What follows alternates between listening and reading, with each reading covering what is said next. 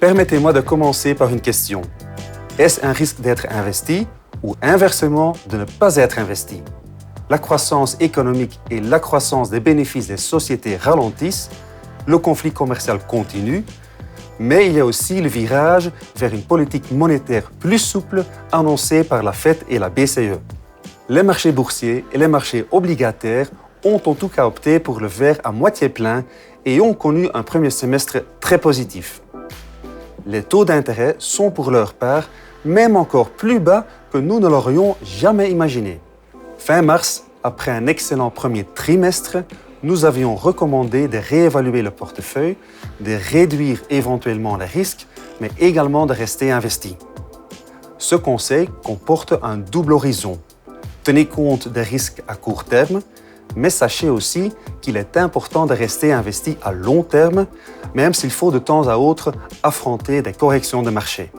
Compte tenu des taux d'intérêt historiquement bas, les investisseurs qui aspirent à une performance positive pour le portefeuille doivent prendre certains risques.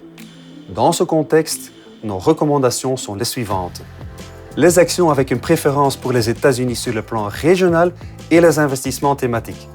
Pensez ici à des thèmes tels que les soins de santé, l'intelligence artificielle, la sécurité et la durabilité. Les obligations des pays émergents en dollars qui proposent un rapport risque-rendement attractif. Et les taux d'intérêt extrêmement bas renforcent la chasse au rendement. Les fonds mixtes flexibles qui incluent explicitement la distribution de revenus dans leur politique d'investissement bénéficient de ces tendances. Quand on regarde la performance des marchés financiers au premier semestre, on se rend clairement compte que ne pas être investi comporte un risque important pour le rendement de votre portefeuille à long terme. Ceci étant, l'environnement de taux d'intérêt bas sans précédent ne doit pas vous faire prendre des risques qui ne correspondent pas à votre profil. Soyez donc fidèle à vous-même. Déterminez le niveau de risque que vous êtes prêt à accepter et veillez toujours à une diversification suffisante.